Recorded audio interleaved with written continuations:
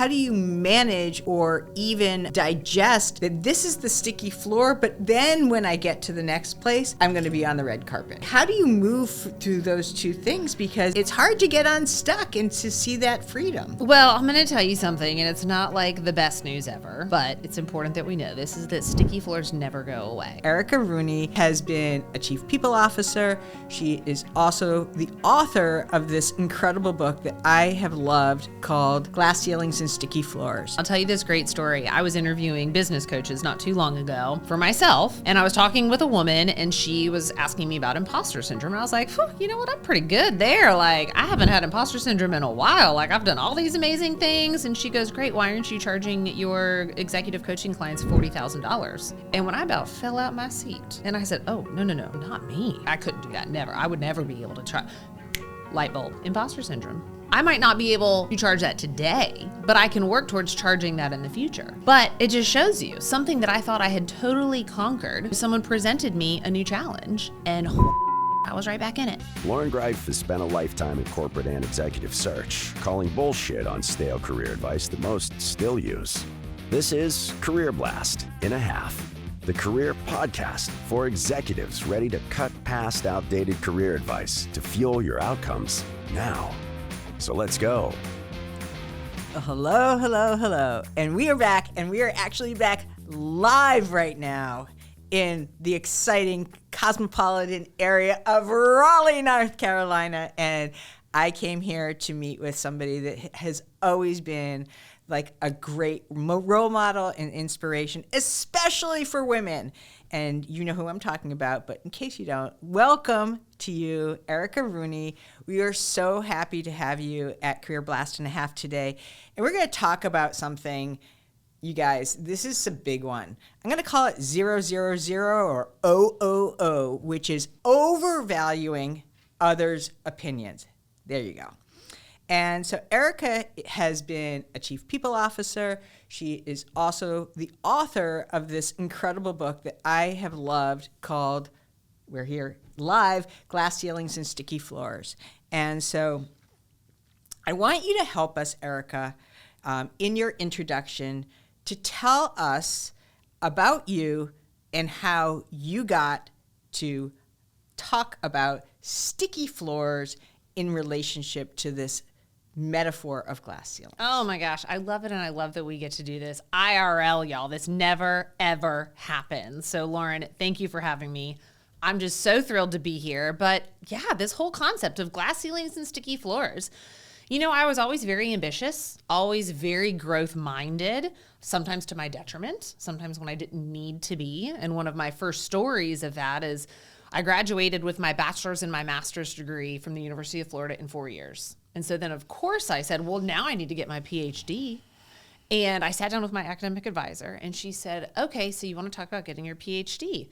Why do you want to do this? And I was like, well, it's the next step. It's what I should do. And she said, do you want to do research? And I said, absolutely not. She said, do you want to teach? And I said, no, I don't think so. She's like, then why are you going to spend thousands and thousands of dollars on a degree that you don't need? And all I could think of was so that someone could call me doctor. And that wasn't a good enough reason, right? But that was like my first inkling that I was so ambitious, probably more so than most people. And so I did what any ambitious, hardworking, good little girl would do. And that was I did what everybody said I should do, right? I graduated with honors. I got my first job. I bought my first home. I married my husband. I had 2.5 kids, and I climbed the corporate ladder all the way to the C-suite, right? And I get up there. This is what we've been working for. This is everything in my life has led to this moment, and I am miserable. I am unhappy. I am mean to my husband. I am short with my kids. I am drinking way too much. And I'm like, this is what I sacrificed so much for? Like, this is what I worked so hard for? But every day I would wake up and I would do the same damn thing over and over and over because it was what I should be doing. And that was all I knew. And I kind of entered this dark place, right? A little period of depression, shall we say, right? Call a spade a spade. I was not happy. And of course, that only meant that I was drinking more and trying to numb up all of those feelings. And I was just so tired of thinking that this was it, right? And this was my limit. This was my glass ceiling per se, right? I'd already shattered the one that everybody told me I'd never be able to shatter, but I had already placed this limit above myself, my own glass ceiling that I hadn't even recognized that was keeping me stuck. And it was keeping me from happiness. It was keeping me from joy. It was keeping me from loving my life, honestly, right? Which is the whole reason we're here, is to love our life and love ourselves and love what we do. And I started just digging in and doing a lot of research. Because at the same time, being a woman in tech, right, male-dominated industry, I was like, there's all these bullshit stats out here, like it's going to be 132 years for pay equity, right? And that women face a confidence gap, a mentorship gap, a leadership gap. We have the broken rung. We have all of these things that are against us. And I was like, you know what? I'm not here for that. And it wasn't my story either, right? I shattered the glass ceiling. I became the breadwinner.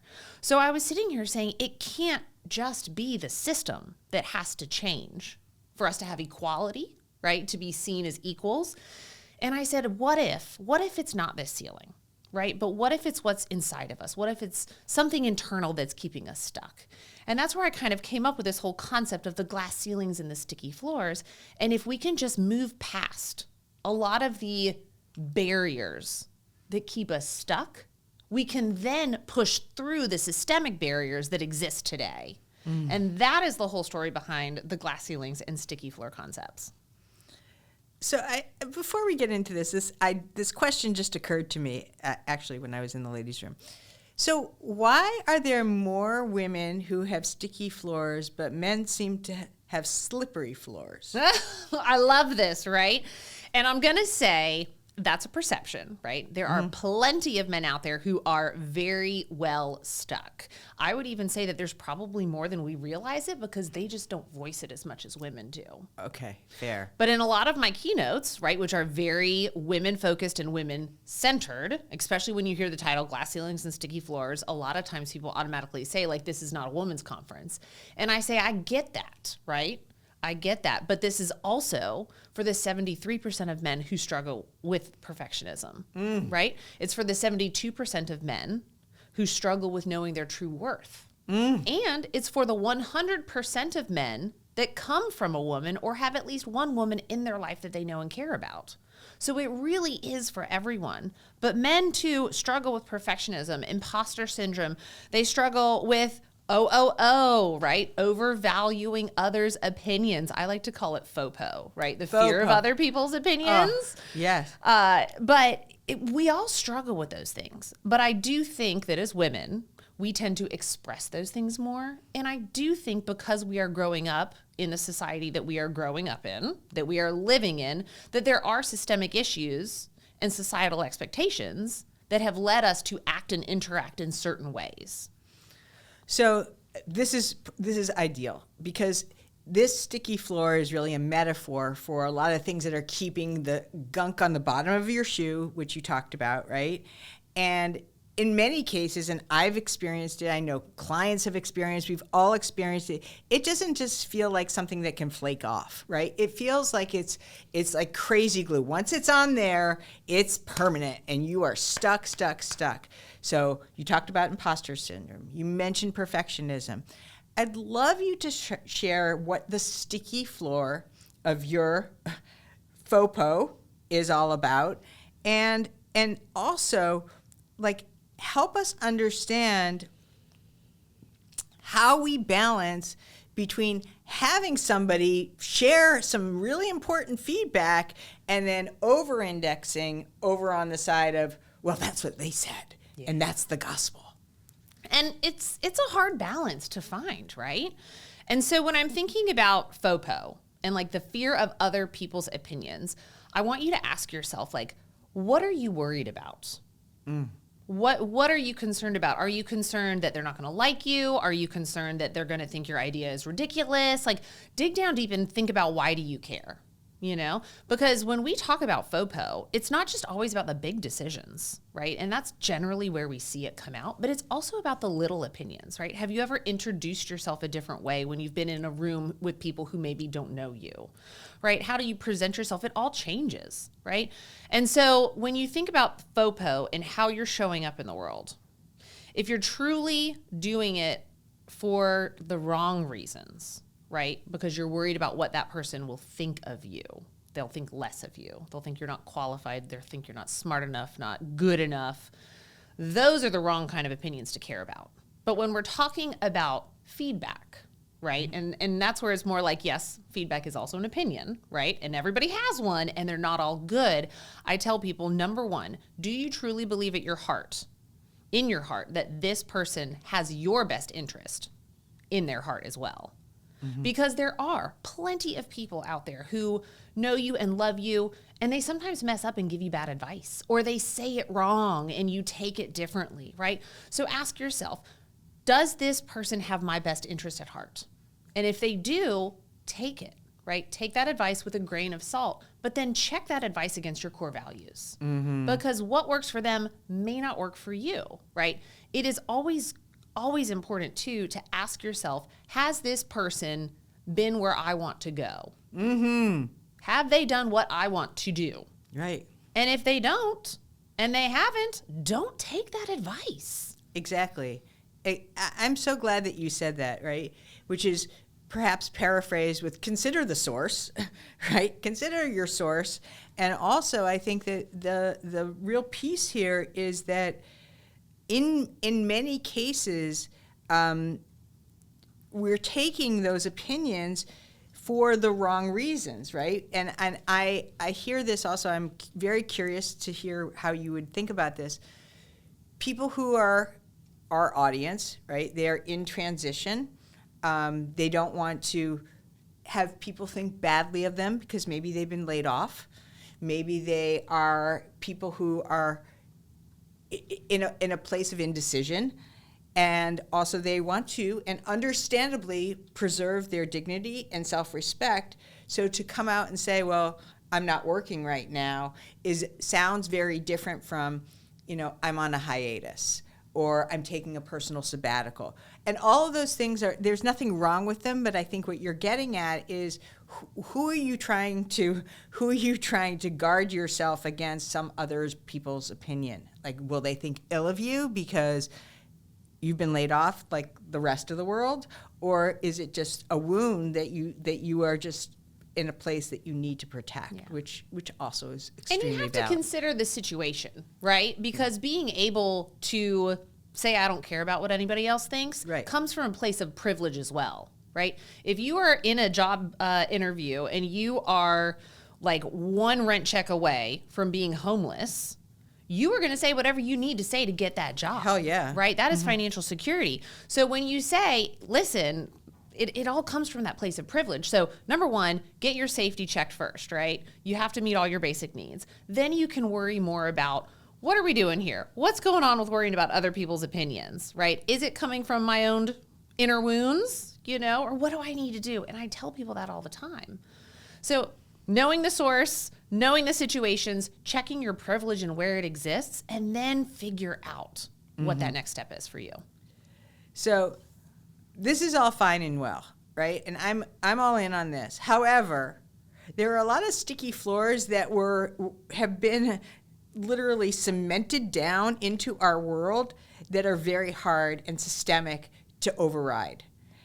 We know about ageism. We know about the perception of women in male-dominated fields it must have been really challenging because there's all kinds of perceptions in that area.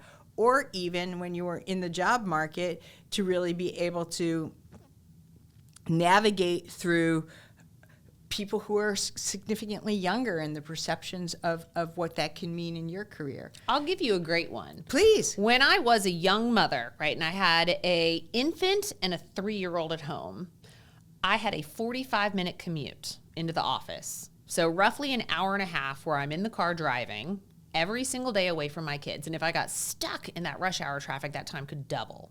So there were many days when my work was done, everything was set, I would try to, quote, sneak out at 4:30. And I was pulled aside and told by a leader that people noticed I was leaving, right?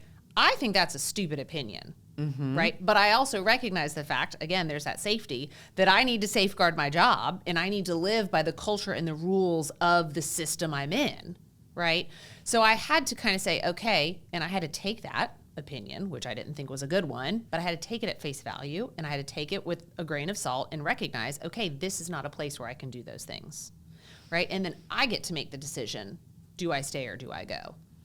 And so in that, you made, what did you make? What I stayed for a while. You stayed for a while, and I it was like, it is what it is? And you know what I did? And this is just for any company out there listening that thinks butts in the seats is important. Y'all, I scrolled People magazine on my computer.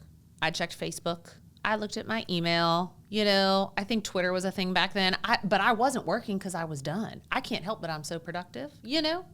But I did to stick with the perception and to make it so that people thought I was working and working hard and being a team player and doing all the things. I put my time in. And later, you know, I hit the road. So what would you say to people that are in these situations where the floor is just, it's set, man. You are not going to be able to change that. How do you metabolize and be able to adjust to that? Is that just a point in time that you're going to basically suck it up, or sometimes yes, right? Sometimes it totally depends. You know, I would love to sit here and say that anytime something went against my values or anytime I didn't like someone's opinion that I got the hell out of there, but that's not true, right? Like, we do live in a society where you have to play by the rules sometimes. Yes, and so that also spills over into other people's opinion when you are getting leadership buy-in. Yes. How do you navigate that? Because that is tricky, man. That is really tricky, and I'm sure you see it, and I see it too, right? I hear this over and over and over again. You know, the reason why I'm leaving is because there is a disconnect between what leadership wants and what I believe are important for me to stand by. And this right now is blowing up all over the world of DEI. Yes. Right? This is really a hot issue. And so is that like, you know, either suck it up or make your bed and you're going to have to lie? I think it's your prerogative, right? Like, one of the most beautiful things in this world is that we all have a choice, and you have to evaluate what those choices are. You can choose to stay, or you can choose to start looking for another job. You know, I don't advocate just like burning the house down and throwing all your papers in the air and storming out and quitting because you don't agree with something that they're doing. Be smart about it, right? Get your ducks in a row. Do what you need to do and then exit. Make that game plan, though, because just setting those intentions will help you get through the suck. Right, because it would seem that, and I've been in these kinds of situations, you're playing by the rules, but there's something else that's pulling you away. So you're damned if you do, and you're damned if you don't. You're damned because you're signing up, or, you know, there's the other fallout. So how do you manage or even digest that this is the sticky floor, but then when I get to the next place, I'm going to be on the red carpet? Like, how do you move through those two things? Because it's hard to get unstuck and to see that freedom. Well, I'm going to tell you something, and it's not like the best news ever, but it's important that we know this, is that sticky floors never go away, right? New level, new devil, my friend. New level, new devil. And I'll tell you this great story. I was interviewing business coaches not too long ago for myself, and I was talking with a woman, and she was asking me about imposter syndrome. And I was like, you know what? I'm pretty good there. Like, I haven't had imposter syndrome in a while. Like, I've done all these amazing things. And she goes, great. Why aren't you charging your executive coaching clients $40,000? And when I about fell out my seat, and I said, oh, no, not me. 40? No. I couldn't do that. Never. I would never be able to try. Light bulb. Imposter syndrome. Mm-hmm. I might not be able to charge that today, right? But I can work towards charging that in the future, you know? But it just shows you something that I thought I had totally conquered. You know, someone presented me a new challenge, and holy shit, I was right back in it. You know, so those sticky floors show up. You just gotta always go away. You always gotta work through them. And so, okay, I can live with the fact that they never go away, but what are the best frameworks, and we're going to talk about your SNAP framework that we can use that talks about how you manage it, because there's lots of things that aren't going to go away. By the way, I'm 5'4" and I want to be 5'7", and the only way that I'm going to be managing that is either wearing heels, which I don't really do, or be able to just have a very tall personality. So how do you manage the truism that it's not going away? And tell us about your SNAP framework. Oh my gosh. So the SNAP framework, I love this because it is so easy, right? It's so simple, but it's not easy, right? And I'll tell you what it stands for. SNAP stands for stop, name it, ask and answer, and pivot. And I'll walk you through each step. Please. Yes.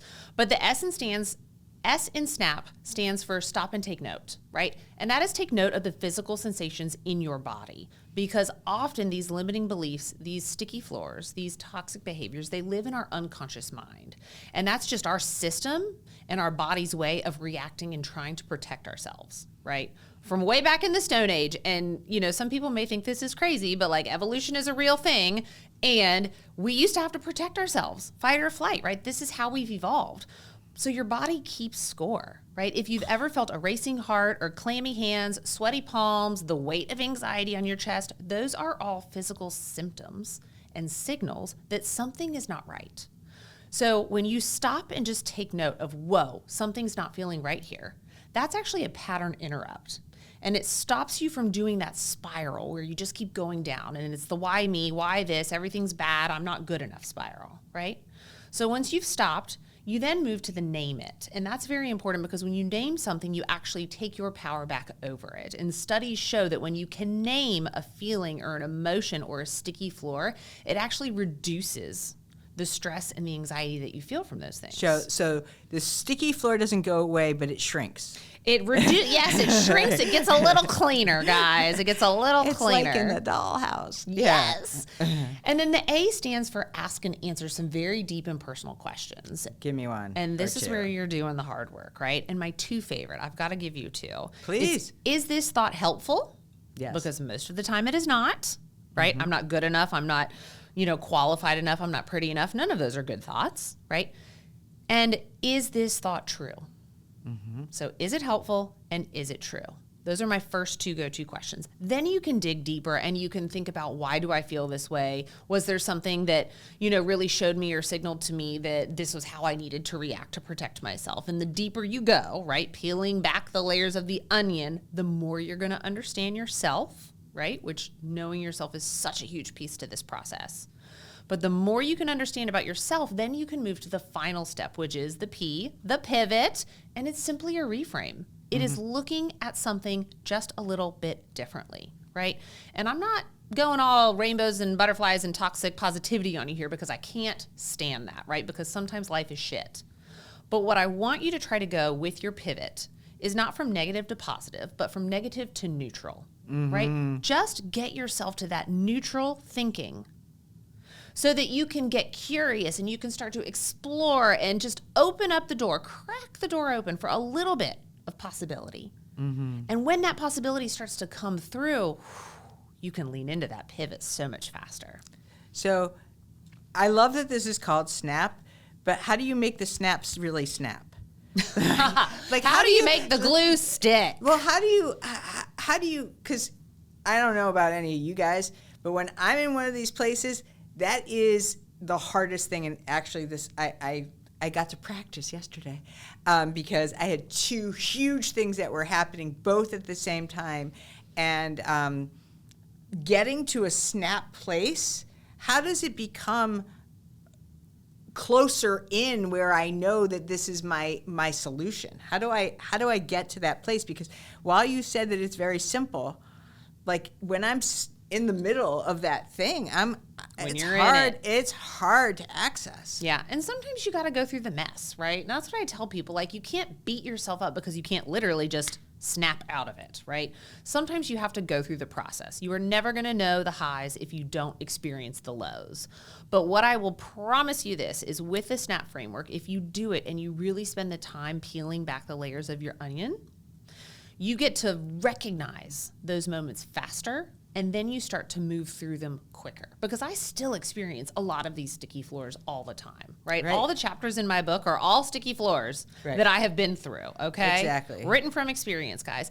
And now when I see those bubble up, I know exactly what I need to go to. And you know, you said, how do you do this? I've got a couple things that work for me, right? Please. One of them, it is affirmations and like words that anchor me, right? I'm a big fan of word of the year. Right? My word of the year this year is trust, because a lot of my sticky floors come from like, oh my gosh, this is my first full year in business. What am I doing? I'm going to make so many mistakes. Trust in yourself. And you'll see I have a necklace on that says trust. And that is just my visual daily reminder to ground myself and anchor in that truth. So that helps ground me. I'm also a big fan of what I call the heck yeah journal. Some people like to call it the fuck yeah journal. Call it what you want. But this is where you go down, and every single day you have to write down one thing that you are proud of yourself for accomplishing. A heck yeah moment. And it can be big, it can be small, right? But they're things that mean something to you. And I do this because I'm a science girly. I love evidence. And so when I'm stuck in that moment of like, oh, I could never, or not me, I can go back to my journal and I can see that I have written proof. I have a log that I can do hard things, that I can do things that make me uncomfortable. And that gives me more confidence to then step into that next level, whatever that is. So those are two of my favorite like go-to exercises that anyone can do anywhere, anytime, and it's free. So just do them. Just do them. I want to take this into some real like immediacy, which is we are in a state of just unbelievable uncertainty. Unbelievable uncertainty. And if it's not every single day, people will say to me, oh my God, I can't believe how much change is happening. What are the perhaps most uncommon sticky floors that people are maybe not even acutely aware of? Because I love that you covered the common ones, but what are the other more termite-like sticky floors that are creeping into the crevices that we should be aware of, especially in times of great uncertainty? Oh my gosh, what a time to be alive. And I say that with a lot of sarcasm. But what I also find really interesting about this book and the work is I started this book 2 years ago, right? 2 years ago, and it is more relevant today than it was then, which is shocking to me, right? But the political landscape, the world, we're in a very just crazy place right now. And so when we are talking about sticky floors and the most uncommon ones and all of that, I think about my sticky floor of wine, honestly, because alcohol and addiction are a very sticky floor, right? But it's socially acceptable to drink, right? And if you don't drink, you're the one with the problem, right? Or you're pregnant. It's one of the two. But you have no other reason not to drink. And I grew up in a college town where drinking was the normal, right? I drank on my birthday, your birthday, Jesus's birthday. I drank when we were happy. I drank when we were sad. It's what we did, right? And I've learned all this through asking and answering some very pivotal questions.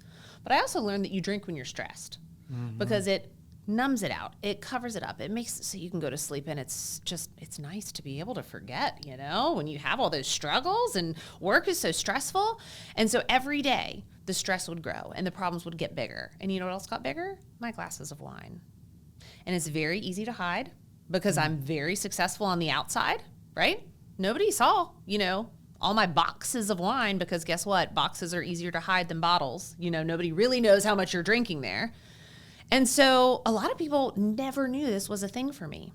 And it wasn't until I hit my own proverbial rock bottom, right, that we all hit when we make the decision that we're not going to do this anymore.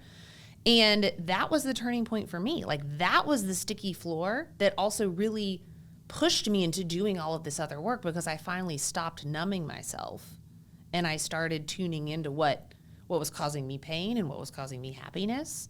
But a lot of people don't see alcohol, wine, addictions. And I'm not just talking about like alcohol and drugs. There's addictions to many things that will keep you real fucked up for a real long time, right? And so for me, mine was wine, you know, but it's not something that somebody would be like, I see how that was keeping you stuck, because I was in the C-suite, you know? I'm so grateful that you mentioned that, because that is a very permissible sticky floor that you've just identified it, but also because it has, and as I say this as somebody who's nearly 20 years sober, it sends you all the messages that you are more productive, that you are more social, that you are more attractive, that you are more successful. You have more fun. More fun, better sense of humor. So all of these messages, again, other people's opinions of how you are in that state can also really conflict with a lot of the limitations that are actually going on, because at some other point in time, you're the only one that's waking up with a hangover. Well, and talking about other people's opinions, that was a huge issue for me when it came to my drinking, because I did not want anyone to think I had a problem. I did not want anybody to think that it was an issue, that I was not in control, right? So for me, it was very important that I projected myself as a certain way, which was not someone who was pouring herself bottles of wine a night.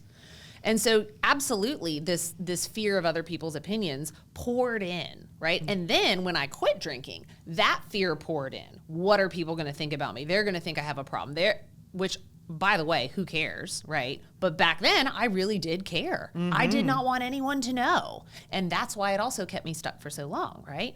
I was so ashamed by it that I kept it hidden. I was so worried about what other people would think, and that actually exacerbated the problem. And it wasn't until I shed light on it and I started talking about it more, smaller, right? The fear of other people's opinions and you also get out there and you start to recognize that everything I thought people would think about me for admitting that I was struggling wasn't even true. It wasn't even happening. People were thrilled for me. They were excited. They want to know how I did it. They want to do it too, right? But I would have never been able to experience that had I not leaned into that sticky floor and actually worked through all of those messages that you said, we get, you're more fun, you network better. How do you go to a birthday party without drinking? You have to work through all those. But when you do, you get to this place where those others' opinions don't matter because you are so sure in your decision. So Erica, I'm going to wrap up a couple of things that you've said, because I think that there is so much juice behind this. And I know that, we're human, right? So we care what other people think. It would be a lie to say, I don't care at all, or you don't care at all. And especially if you are in a career transition, when your identity is at a threshold of real challenge.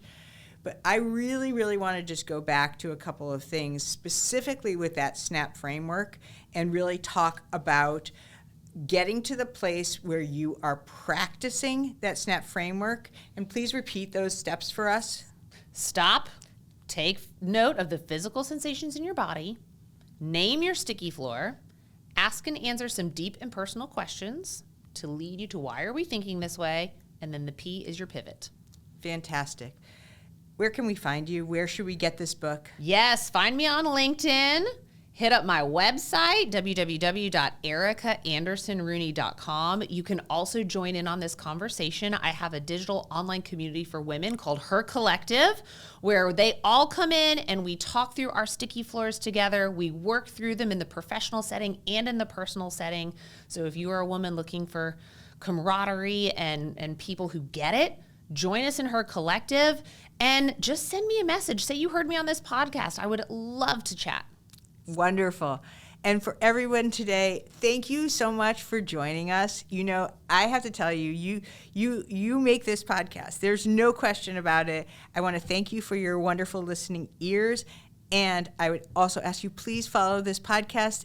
Ask a friend to follow this podcast. And if you're really feeling it, please write a podcast review, because that is one of the most important ways that we get this out there and that we get to stay in the top 1.5% and maybe even move a little bit further. So thank you again, and have a great and wonderful day. We'll see you next week. Thank you for joining today. We appreciate your listening ears. Big time.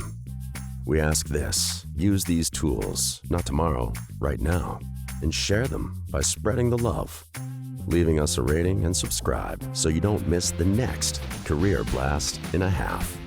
Most of all, thank you for you.